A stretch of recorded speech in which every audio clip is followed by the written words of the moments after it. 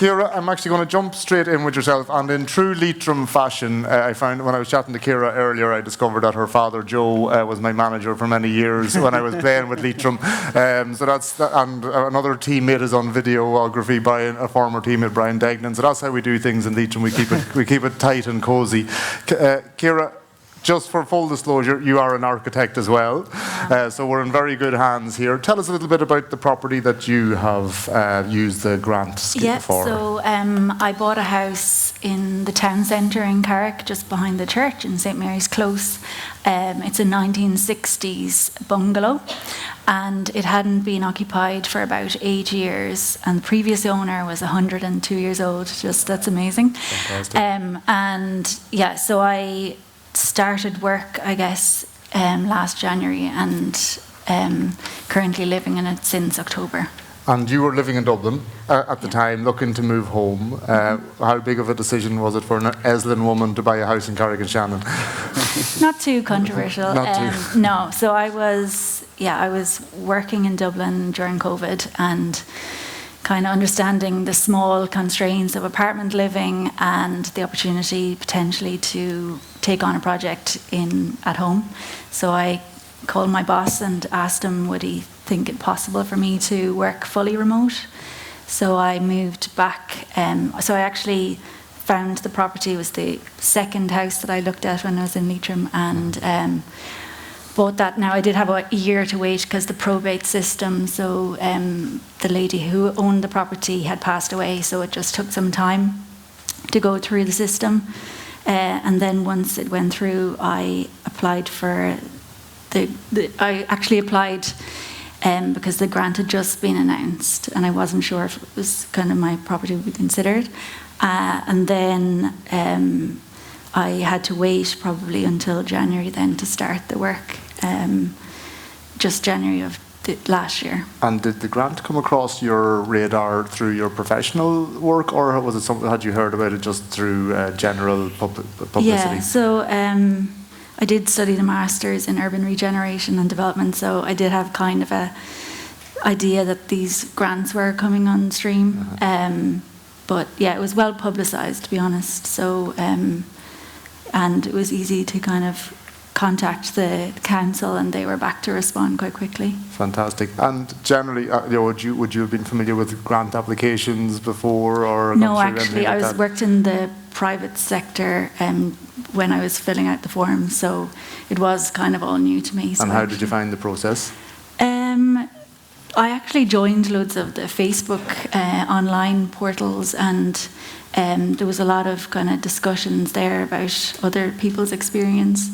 I did kind of set up an Excel spreadsheet and try and record all the costings. I did use one main contractor as well, which I think helped my situation. And so that kind of kept it easy enough to deal with when I was subdividing all the categories in the application forms. Very good. And so coming out the other end of the process, if there's any, is there anyone in the room that currently has a property in mind? Any raised hands? Anybody that has someone that that house that you'd love to turn into a home? We've got a few hands up here. A few people pointing at the other people beside them who are too shy to put their hands up. So Ciara, so what advice, any advice for those who are out here now who are learnings you have taken from having gone through the process?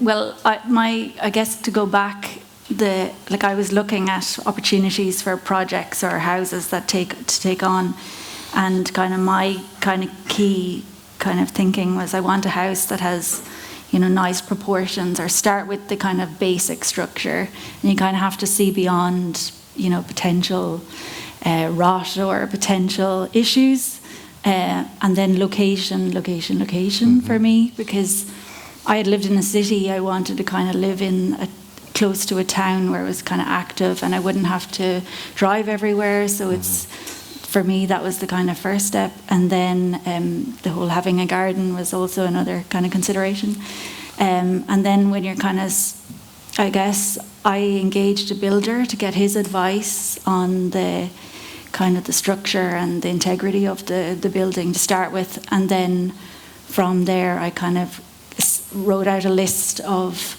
what would I like to do in the best case, and then kind of got a high-level figure from a builder of how much that would cost, and then struck out any unnecessary things to kind of bring it back within my scope or budget. Okay. It is expensive time to be doing anything, but kind of the stuff you can do now, and it's always kind of fabric-first approach, really, to put in as much investment into the structure, and then any aesthetic kind of finishes and things you can always do further down the line if you want. And unlike many of these home shows we see on television, did you manage to stay within budget? I wasn't too bad at it. Like, yeah, you always go over a little bit, but yeah, try and stay close as possible. Thanks very much, Ciara. And now you're just home now. Yeah. Yeah. So how does it feel to have your own home and to? Yeah, it's great. Yeah. No, it's nice to be living in an active town like Carrick-on Shannon. So it's good. Brilliant. Thank you very much, Ciara. So Liam, just from your perspective, then, when someone is starting out on that journey that Ciara went on, where did they go for the advice? And I know we heard a lot from Shane already, but any other specifics from your side of the house? Yeah, look, it can. I don't know if it's deliberately designed to be as such, but the planning system can be pretty daunting in terms of the volume of material that's out there, whether it's through the Planning Act or the planning regulations that are out there. Between them, they're like 1,400 pages.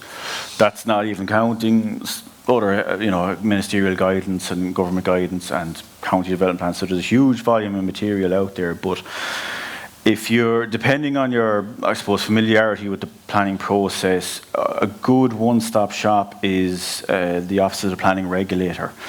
So one of the remits, the Office of the Planning Regulator is basically they're the police for planning authorities throughout the country. They assess county development plans and make sure they are consistent and tied in with national policy and regional policy. So it filters down to a local level that's enshrined in the county development plan. So one of their remits is education and public dissemination of complex planning information, essentially. So they've produced a series of very kind of accessible, easy to read planning guidance, planning leaflets.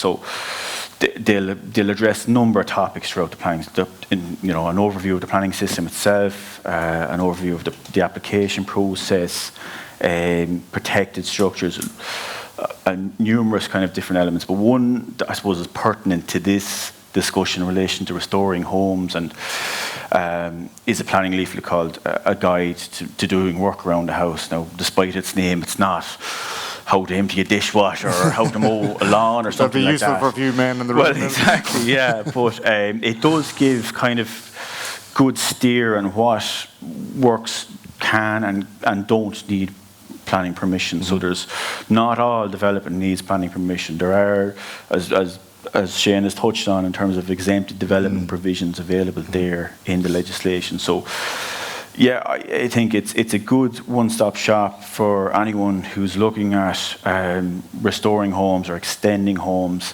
So it'll address stuff like rear extensions, solar panels, air source heat pump units, numerous stuff that potentially fall into exempted development that you don't need to go for planning permission. So it's well worth having a look at the OPR website.